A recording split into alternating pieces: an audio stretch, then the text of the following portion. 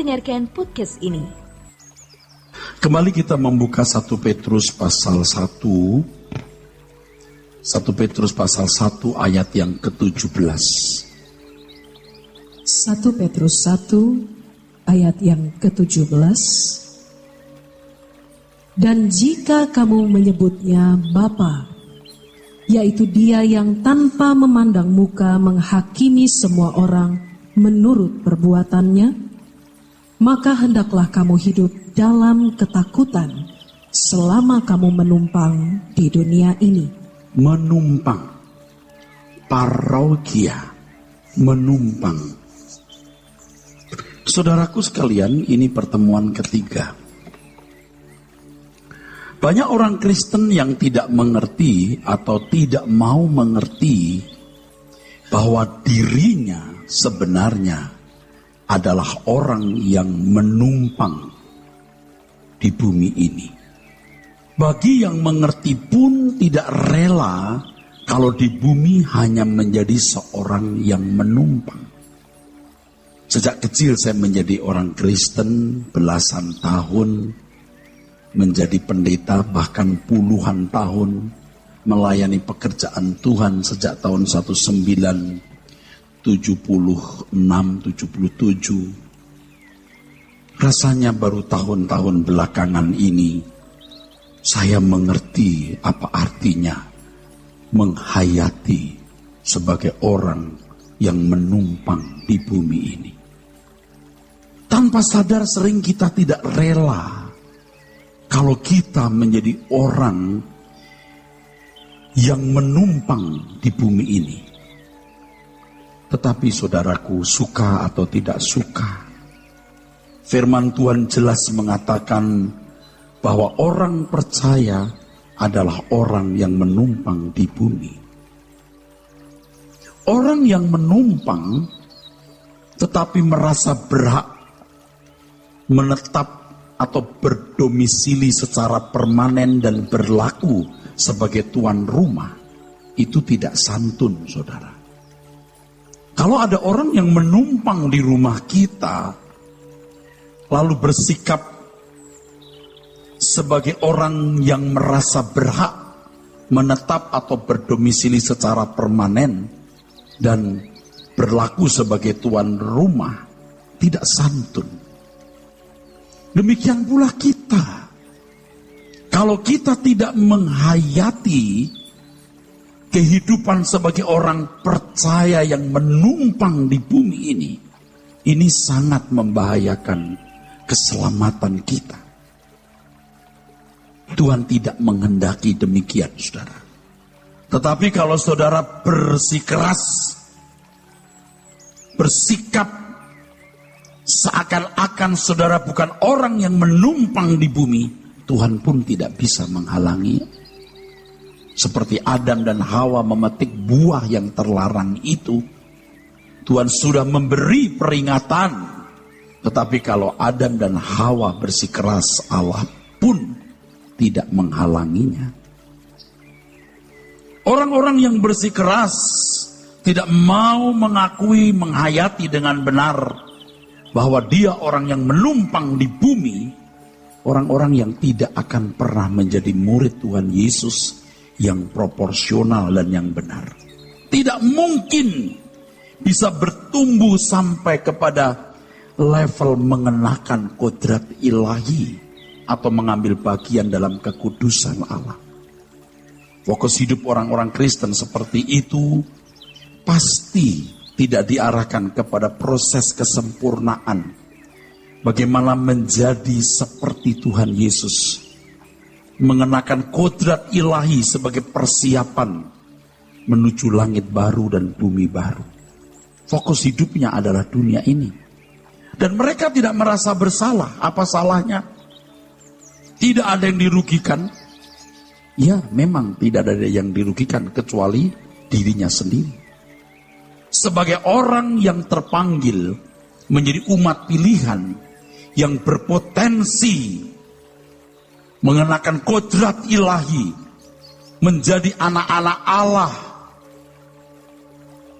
yang akan dimuliakan bersama-sama dengan Tuhan Yesus seharusnya memiliki cara hidup yang berbeda dengan mereka yang bukan umat pilihan. Yohanes 17 ayat 16. Ada satu pernyataan Tuhan Yesus yang ternyata luar biasa. Yohanes 17 ayat 16, saudara. Mereka bukan dari dunia, sama seperti aku bukan dari dunia. Dari kecil saya Kristen, saya sekolah minggu, saya pernah menjadi ketua remaja, menjadi ketua pemuda, menjadi wakil pimpinan gereja, wakil gembala sidang, sampai menjadi gembala sidang, menjadi dosen, menjadi guru sekolah tinggi teologi, sebagai pemimpin sekolah tinggi teologi. Ayat ini sudah beberapa kali kita baca, kita dengar.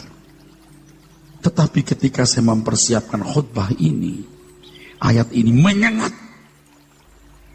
Rasanya kita baru membaca ayat itu, menyengat. Betapa luar biasa kedudukan orang percaya yang disamakan dengan Tuhan Yesus sendiri.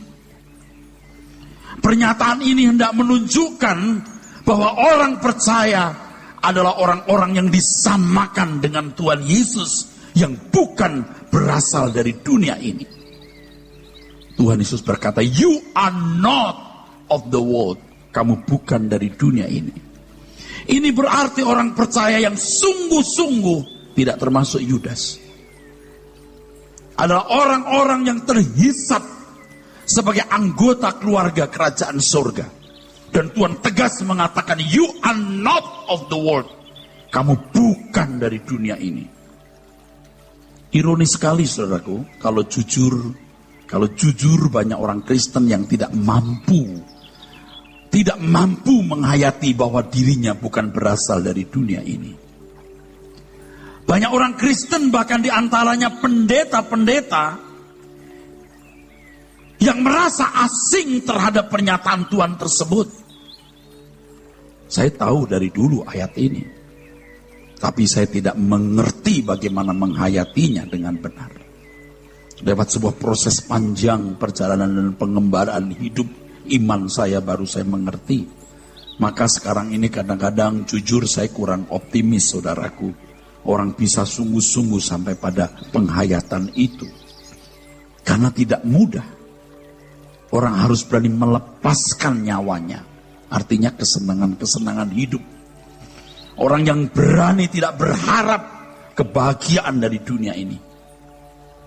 Banyak orang Kristen yang tidak mampu sama sekali menghayati bahwa dirinya bukan berasal dari dunia ini. Mereka tidak mampu memiliki kesadaran, sebab tidak memiliki kesadaran ini bahwa ia bukan berasal dari dunia. Sebab kesadarannya adalah kesadaran manusia yang berasal dari dunia ini. Gejala-gejala, simptom dari orang-orang yang demikian nampak. Tidak bisa tidak nampak. Kalau pendeta khususnya bukan hanya dari sikap hidupnya setiap hari.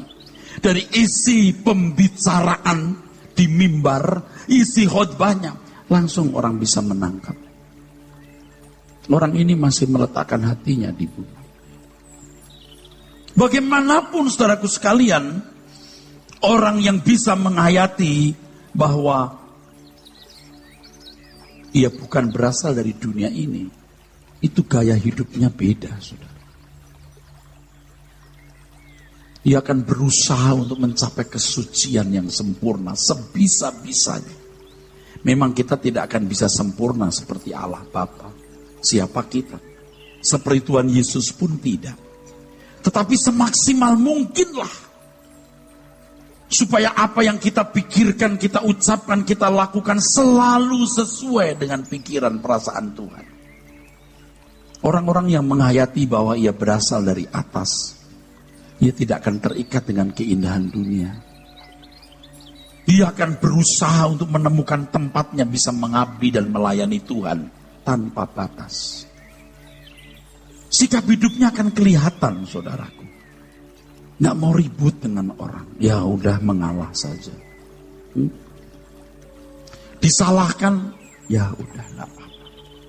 Dirugikan, ya Tuhan mengampuni kita. Saudaraku, pasti kelihatan gejalanya, jelas. Makanya kalau kita lihat orang ribut, entah lewat internet, entah lewat media itu, kata-katanya sudah kita tahu. Ini kalau anak Allah yang benar tidak bikin tulisan seperti ini. Kita tidak boleh terpancing, saudara. Kita di jalan, kita diserempet orang, dia tidak mau ngalah, ya sudah, you mau apa? Kita lebih kuat secara finansial, lebih kuat secara backing. Kita bukan orang takut kalau mau ribut. Tapi kita takut yang di atas. Bangsawan kok. Priayi surga. Kalau dulu kita kan gak peduli, Pak. Saya mau tersinggung, saya mau marah. Marah. Aku mau beli ini, beli. Aku mau buat itu, buat. Everything belongs to me. Tapi sekarang kita punya Bapa. Dan hendaklah kamu hidup dalam ketakutan selama kamu menumpang di bumi. Orang-orang yang suka-suka sendiri itu, yang tidak mau menghayati bahwa ia bukan berasal dari dunia, itu orang yang terhisap berasal dari dunia.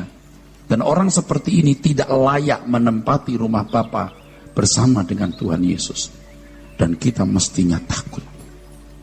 Kita mestinya gentar, saudaraku. Tuhan tidak memandang muka, tadi firman Tuhan. Tidak memandang muka. Entah kau jemaat atau pendeta. Allah hanya mau menemukan kodrat ilahi di dalam diri kita. Ironinya banyak orang Kristen merasa yakin bahwa mereka adalah umat pilihan yang pasti dilayakkan masuk rumah Bapa. Ini kesesatan dalam kehidupan banyak orang Kristen. Seakan-akan keyakinan dalam nalar pikirannya dapat menjawab kebutuhan keselamatan kekalnya. Percaya Yesus Juru Selamat, aku sudah percaya. Percaya macam apa yang kau miliki? Kalau hanya keyakinan terhadap kuasa Allah, itu belum iman yang menyelamatkan. Kalau engkau percaya Yesus Juru Selamat, itu baru pengaminan akali. Itu baru persetujuan pikiran. You percaya Mr. Obama Presiden Amerika, belum berarti you percaya dia loh. Percaya yang benar, you mesti ketemu beliau. You mesti mengerti apa keinginannya, dan you turuti perintahnya. Baru berarti you percaya Mr. Obama. Keyakinan-keyakinan yang dimiliki banyak orang itu bukan iman yang benar. Yakin sudah percaya Tuhan Yesus, yakin kalau mati masuk surga. Loh. Saudara catat baik-baik. Jangan merasa apa yang kau yakini. Tapi rasa apa yang kamu alami.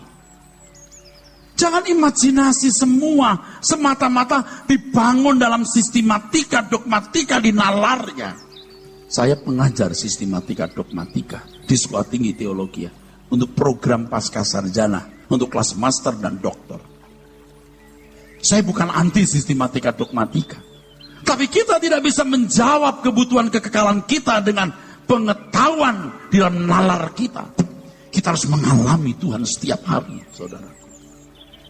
Jangan merasa sudah menemukan pengetahuan tentang Tuhan berarti menemukan Tuhan. Lihat mereka yang lulus Sekolah Tinggi Teologi, rasanya sudah menjadi distributor pengenalan akan Allah. Seakan-akan mereka bisa jadi agen-agen dari jemaat untuk menemukan Tuhan.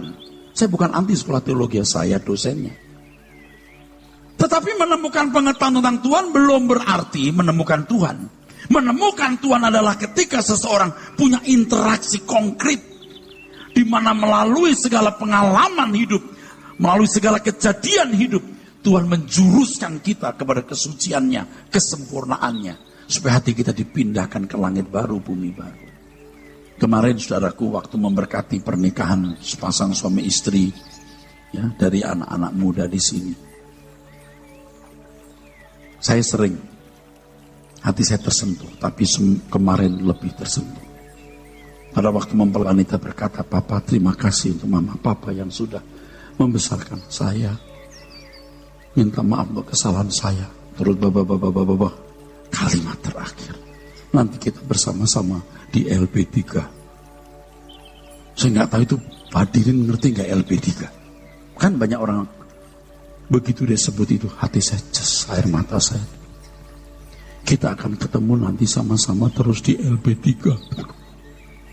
Ternyata tidak sia-sia apa yang saya khotbahkan. Sampai di perkawinan pun LP3 disebut. Langit baru, bumi baru. Jadi saudara harus punya iman yang benar. Iman itu penurutan terhadap kehendak Allah. Keyakinan seperti yang dimiliki banyak orang Kristen itu belum atau bukan iman. Iman itu tindakan, saudaraku. Tindakan yang sesuai dengan standar warga kerajaan surga. Abraham tidak akan pernah dilayakkan menempati negeri yang dijanjikan Allah, yang Alkitab katakan yang memiliki dasar, yang direncanakan dan dibangun oleh Allah sendiri. Dalam Ibrani pasal 11, Abraham tidak akan pernah dilayakkan menempati negeri yang dijanjikan oleh Allah kalau Abraham masih tetap ada di lembah Sumeria, di Ur Kasdim. Abraham harus keluar. Dan Tuhan tidak memberitahu bahwa negeri itu sebenarnya bukan di bumi ini. Dia terus jalan sampai ketika dia di ujung mautnya, dia belum menemukan negeri itu. Dari jauh dia boleh melambai. Dia boleh melambai. Ia akan masuk ke sana. Tuhan perintahkan untuk tidak balik ke negerinya. Ketika dia menghadapi masa sulit, kekeringan, kelaparan, dia lebih memilih ke Mesir yang nyaris kehilangan Sarah istrinya daripada balik ke Ur Kasdim. Sebuah integritas yang luar biasa. Dia bapak orang percaya. Hidupnya menginspirasi kepada kita iman yang benar.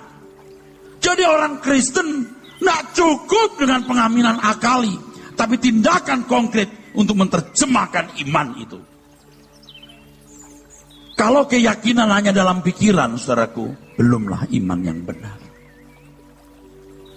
Saya tidak takut mengakui bahwa dulu juga tidak terlalu tertarik, saudaraku. Ya, kalau mati masuk surga, lalu menguatkan percaya kita, menguatkan batin kita, nanti dimuliakan bersama Tuhan Yesus. Tapi tidak tertarik. Lewat perjalanan waktu, lewat proses. Wah, bersyukur Tuhan ubah hidup saya. Lalu saya tulis lagu ini. Aku percaya kepadamu, walau ku tak mengerti, dan tak pernah ku tahu ujung jalan ini. Namun ku tetap percaya, Kau yang memanggilku setia, memandu langkahku berlabuh di sana. Seperti Abraham sahabatku, sampai akhir setia.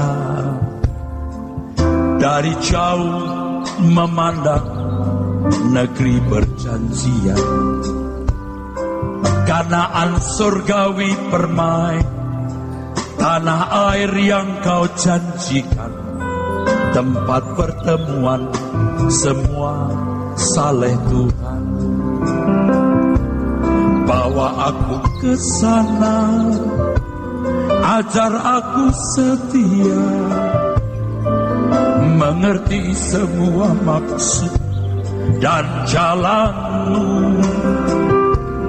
Tak ku ingini lagi indahnya dunia ini, karena ku yakin yang Kau sediakan sempurna. Bawa aku ke sana, ajar aku setia, mengerti semua maksud dan jalan-Mu. Tak ku ingini lagi indahnya dunia ini, Karena ku yakin yang kau sediakan sempurna. Bawa aku ke sana, bawa aku ke sana. Ajar aku setia, mengerti semua maksud dan jalanmu. Aku ingini lagi indahnya dunia ini, karena ku yakin yang kau sediakan sempurna. Karena ku yakin yang kau sediakan sempurna. Sebelum kota Saigon jatuh pada waktu perang Vietnam, orang-orang Vietnam tidak mengerti betapa berartinya menjadi seorang yang berwarga negara Amerika. Ketika Saigon jatuh, saudara, Vietcong sudah masuk kota Saigon, maka orang-orang berlarian ke pantai. Sebenarnya ada kapal induk Amerika, dan Amerika membawa orang-orangnya dengan helikopter dari pantai masuk kapal induk. Ada pagar yang terbuat dari pagar berduri, saudara. Jadi ketika orang mendesak, merangsek, mau masuk daerah pantai itu, tentara Amerika minta tanda penduduk mereka. Begitu menunjukkan warga negara Amerika, dibuka masuk. Tapi begitu bukan, dilarang. Ada orang yang mendesak, ditembak mati di tempat. Sebab kalau satu orang diizinkan masuk, rusak, tembak mati. Hanya warga negara Amerika yang diungsikan. Hari ini orang begini, sembrono. Saya tanya, apa saudara merasa, bukanlah yakin, kalau Anda meninggal, Anda pasti disambut di rumah Bapa? Jangan bilang amin dulu, karena Anda sudah biasa mengucapkan kata amin dari keyakinanmu, bukan dari apa yang kau alami. Itu penipuan terhadap diri sendiri, saudara. Kalau kita tidak menghargai status kedudukan sebagai orang yang bukan berasal dari dunia ini, kita melecehkan Tuhan. Kita anggap murahan kewargaan negara tersebut. Ini sudah sama dengan menolak kasih karunia. Mengerikan. Banyak orang yang tidak peduli karena pikirannya sudah diisi dengan berbagai kesenangan-kesenangan dunia. Bukan tidak boleh Anda punya ini, punya itu. Jangan terikat. You are not of the world. The world is not our home. Saya ngomong begini juga tidak gampang. Orang akan lihat hidup saya. Ayo, you ngomong, cangkemmu begitu, gimana hidupmu? Kalau saudara ada yang menolak hal ini, akibatnya ratapan dan kertak gigi di api kekal. Tuhan sangat mengingini kita untuk bersama dengan Dia. Karena Tuhan Yesus berkata, di mana aku ada, kamu ada. Kalau kita tidak tertarik di mana Tuhan berada, itu kan selingkuh, saudaraku. Sikap kita menghargai status atau kedudukan itu bukan hanya nampak dari pernyataan mulut kita, tapi dari sikap hidup kita setiap hari. Oleh sebab itu kita harus menerima dengan sungguh-sungguh status ini dan memperjuangkannya agar hidup kita sepadan dengan keadaan sebagai yang berasal dari atas. Memperjuangkan gaya hidup sebagai orang yang berasal dari atas, atau membangun gaya hidup yang berasal dari atas ini. Gaya hidup seorang yang berasal dari atas ini tidak mudah. Tuhan Yesuslah teladan kita. Tuhan Yesuslah contoh kita. Saudara renungkan bagaimana Tuhan Yesus dalam kesepian yang begitu hebat. Ketika banyak orang menolak Dia, hanya sekelompok kecil orang yang di pihaknya, Ia tetap tekun. Tuhan Yesus berkata, serigala mempunyai liang, burung mempunyai sarang, Tetapi anak manusia tidak punya tempat meletakkan kepalanya. Gak tahu orang-orang Kristen sekarang jadi begini, saudara. Kalau sudah jadi Kristen lalu kesaksiannya, puji Tuhan, setelah jadi Kristen saudara sekalian, toko saya laris. Setelah saya jadi Kristen saudara sekalian, waduh teman-teman saya baik-baik, sama saya jadi baik-baik. Sukses. Dagang saya bagus. Saya sekarang punya rumah 2, saudaraku. Tapi coba orang Kristen zaman dulu, Petrus suruh bersaksi. Saudara, setelah jadi Kristen, rumah saya disita. Coba Allah suruh bersaksi, setelah jadi Kristen, saya disingkirkan, diasingkan, dipersona non gratakan, tidak disukai oleh orang-orang. Nyawa saya seperti telur di ujung tanduk. Saya miskin, saya nggak punya apa-apa setelah jadi Kristen. Tetapi justru itu Kristen yang benar. Anda jangan curiga dan salah memahami apa yang saya katakan. Bukan tidak boleh kaya. Saudara harus sukses dalam hidup. Harus. Tetapi semua harus menjadi milik Tuhan dan kita tidak terikat dengan perkara dunia itu. Harta saya juga dulu gereja, harga diri, kehormatan, jumlah jemaat, reputasi dan prestis. Tapi setelah kita bertobat, kita sudah tidak mau terikat itu lagi. Anda mau datang silahkan, nggak mau datang ya enggak apa-apa. Jadi jangan saudara merasa terintimidasi dengan khotbah ini. Anda mau nurut silahkan, nggak nurut nggak masalah. Masalahmu, yang penting saya harus selesaikan tugas saya. Jangan merasa wah saya dibutuhkan, enggak, you nggak dibutuhkan. You membutuhkan Tuhan. Jangan sombong. You tidak datang pun tidak kita cari, tahu? Kecuali you minta tolong kita untuk dilayani secara diakonia, kita layani dalam diakonia. Kalau tidak, kita nggak nyari. Kita cuma sungguh-sungguh rindu mengakhiri, menyelesaikan hidup kita dengan baik. Dan istri saya di jalan berkata, kok banyak orang nggak tahu ya, waktunya itu singkat, kenapa nggak melayani Tuhan? Kesempatan yang diberikan tidak digunakan dengan baik. Saya katakan betul, Bang. Tapi ada satu lagi yang harus kita perhatikan. Bukan pelayanan gereja, tapi batin kita. Inilah yang harus kita gumuli pertama. Bukan pelayanan gereja yang pertama. Emang harus. You punya kesempatan melayani Tuhan, tidak melayani Tuhan, aduh celaka. Batin kita bereskan. Dan kalau kita membereskan batin kita dengan benar, baru kita akan mencari tempat kita untuk bisa mengabdi kepada Tuhan. Mengabdi kepada Tuhan di mana saja, bro. Tidak usah harus di gereja ini, dimanapun.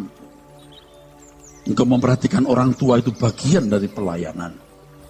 Engkau mandiri, tidak jadi beban bagi orang lain, itu bagian dari modal kapital pelayanan. Engkau perhatikan keluarga besarmu. Engkau perhatikan masyarakat sekitarmu, itu pelayanan.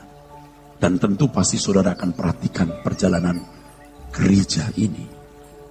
Sejak kita di dunia ini, kita sudah bisa meneliti apakah kita memiliki tanda-tanda itu. Kebaca. Kalau jujur kita bisa membaca. Kita ini anak Allah yang sah atau anak gampang. Anak Allah yang sah itu huios.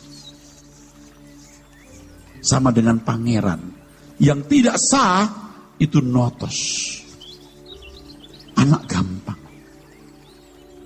Untuk ini Bapak mendidik kita, saudaraku.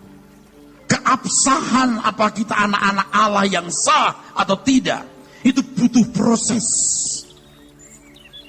Saya sudah jelaskan di pertemuan terdahulu, bukan ke gerejanya, bukan jadi aktivisnya, bukan jadi pendetanya. Tetapi setiap saat, melalui setiap peristiwa, Allah mau membenahi batin kita. Ketidaktulusan kita, kepura-puraan kita, ketidakjujuran yang terselubung, kesombongan yang tersembunyi. Itu harus digarap.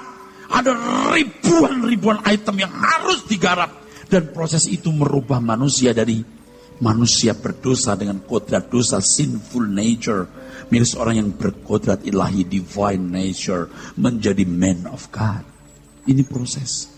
Peran saya cuma 1% barangkali. 99% itu saudara bergumul dengan Tuhan every day, every time, setiap saat. Dan ini adalah perlombaan yang diwajibkan bagi kita. Tanda-tanda sebagai anak Allah harus kita perjuangkan agar kita dapat mengenakan secara permanen kehidupan sebagai anak Allah. Anak-anak Allah yang benar akan sungguh-sungguh dapat menghayati bahwa dirinya berasal dari Allah. Dan orang-orang seperti ini akan memfokuskan diri pada perkara-perkara yang di atas. Kolose 3 ayat 1-4. Kolose 3, 1-4. Ini Kristen standar, saudara. Mungkin saudara yang baru datang berkata, ini apaan sih? Nah, ini yang standar. Kekristenan kalau sudah jadi lembaga agama akan mempermudah orang jadi Kristen. Tapi Kristen yang telah merosot nilainya. Kristen yang tadi devaluasi. Kristen devaluatif. Kolose 3 ayat 1-4. Perhatikan, saudara. Perhatikan ini. Karena itu, kalau kamu dibangkitkan bersama dengan Kristus, carilah perkara yang di atas. Iya, belum merasa telah mati bagi dunia.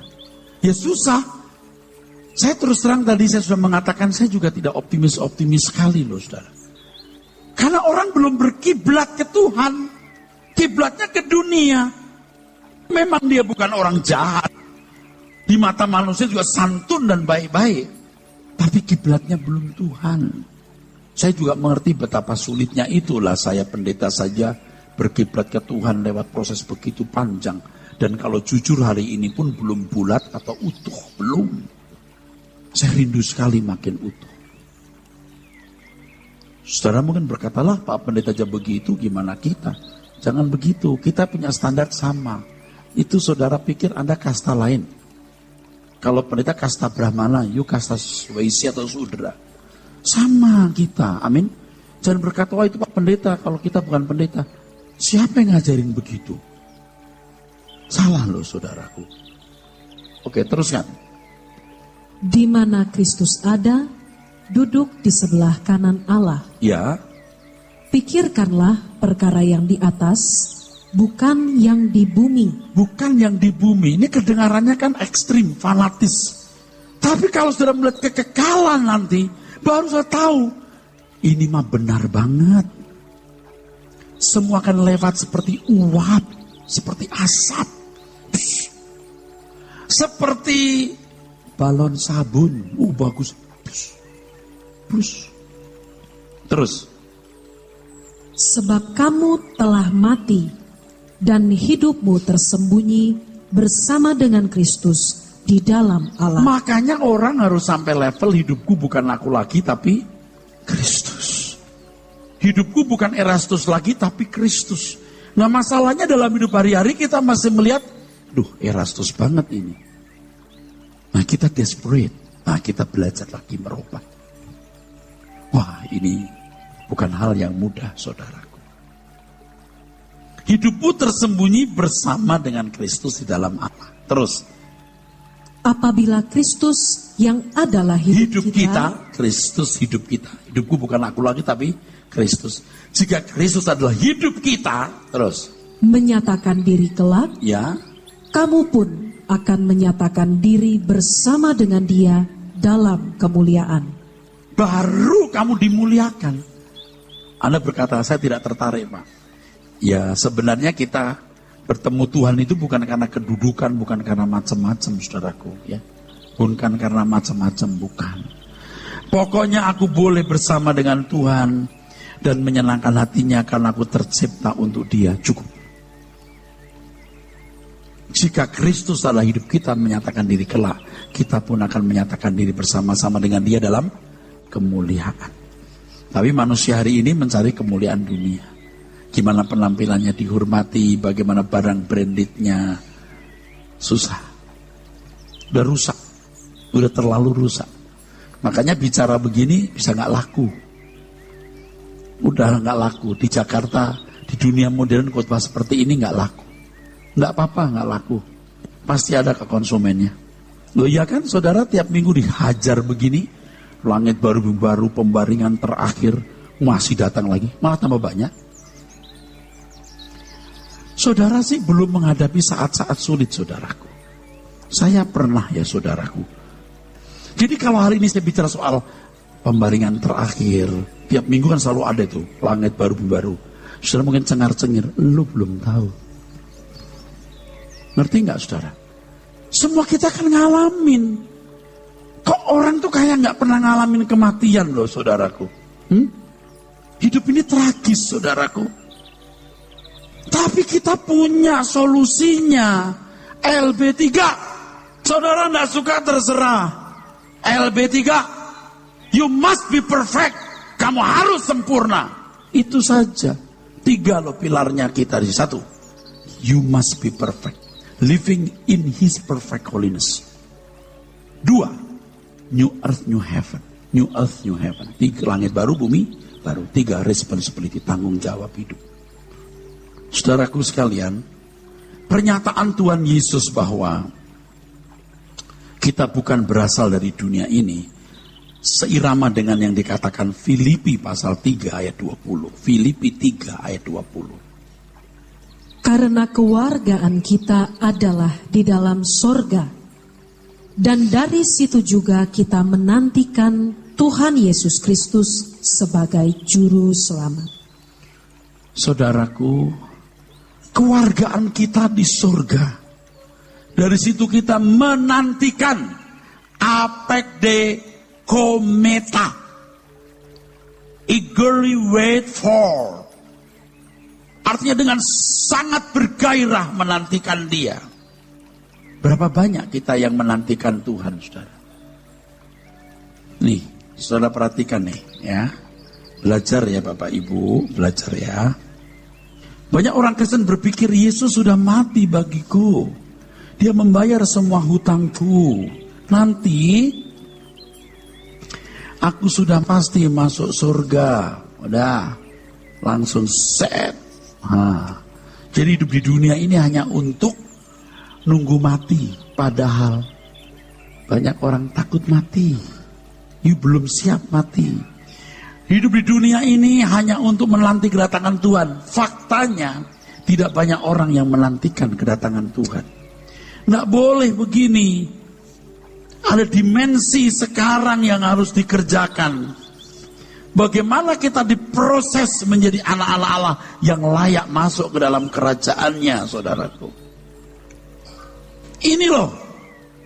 Makanya ada gereja itu untuk ini loh. Knowing the truth. How to enter the kingdom of God. Bagaimana masuk kerajaan Allah. Bagaimana merubah diri kita. Saya juga belum sempurna, saudaraku. Masih Erastus banget ya. Aduh, Tuhan, aku mau berubah.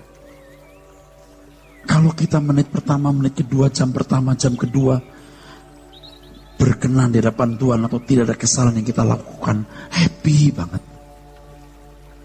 Itu yang mesti kita latihkan tiap hari, saudara. Kalau saya sudah memiliki pengertian seperti ini dan perubahan seperti ini 10 tahun yang lalu, saya pasti merubah lebih banyak orang. Sayang, saudara, agak terlambat. Tapi tidak apa-apa. Tidak apa-apa, masih ada kesempatan merubah. Masih bisa merubah.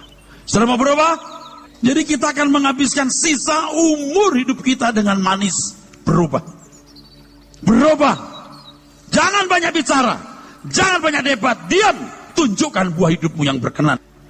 Saya ingatkan kepada saudara, dunia tidak lebih baik. Dunia ke depan tidak lebih baik. Tidak akan bertambah menjadi baik. Tidak akan pernah. Karena Alkitab jelas mengatakan, saudaraku, dunia akan bertambah rusak. Jangan mengharapkan dunia membaik dimanapun kau berada. Tapi berjuanglah engkau membaik di hadapan Tuhan.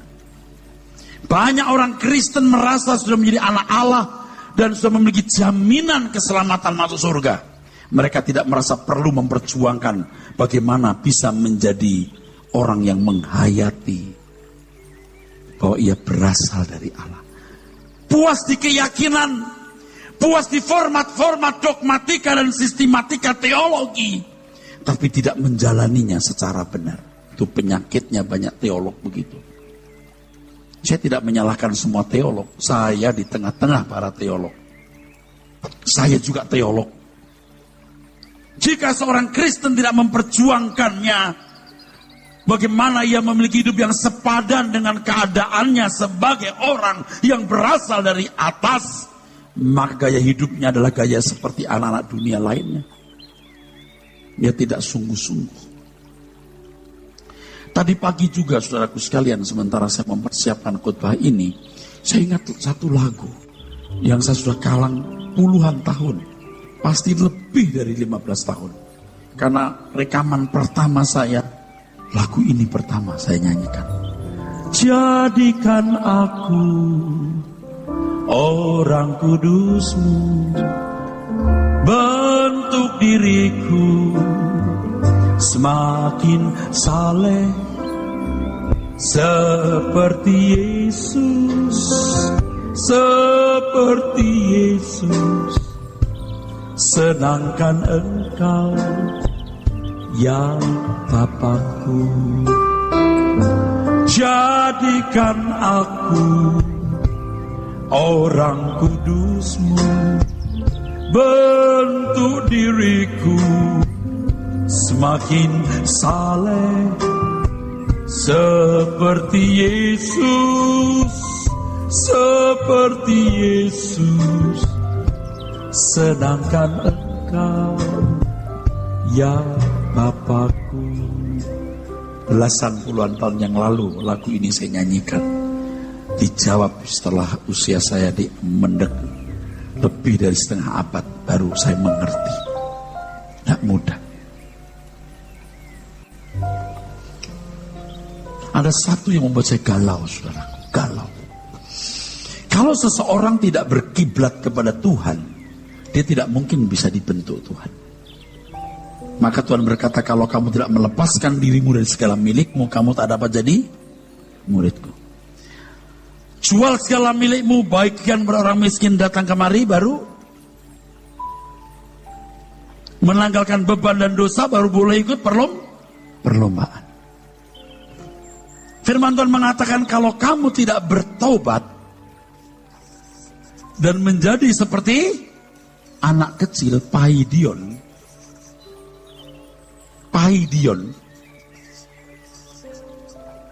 kamu tidak akan masuk surga. Dulu saya tidak suka dengan kata dannya ini deh. Saya nggak suka. Seperti lebay. Ya udah, bertobat itu kan merubah pikiran. Paidion ya gampang dibentuk. Ini kok mesti numpuk gini, overlapping. Ternyata kata bertobat di sini, saudaraku, itu adalah strevo.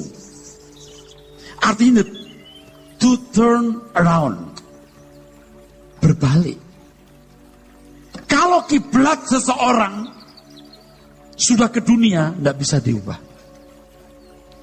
Nah sekarang bayangkan saudaraku sekalian, kalau dari kecil anak-anak kita nggak dididik, nggak bisa dia berkiblat ke Tuhan sama sekali. Kalau kita di Indonesia ini, apalagi dari kecil kita Kristen, masih bisa berkiblat ke Tuhan. Coba Anda lihat orang-orang Eropa. Udah umur 20-25 tahun, udah nggak bisa diajak berpikir tentang Tuhan. Nggak bisa. Saya ketemu orang muda di pesawat.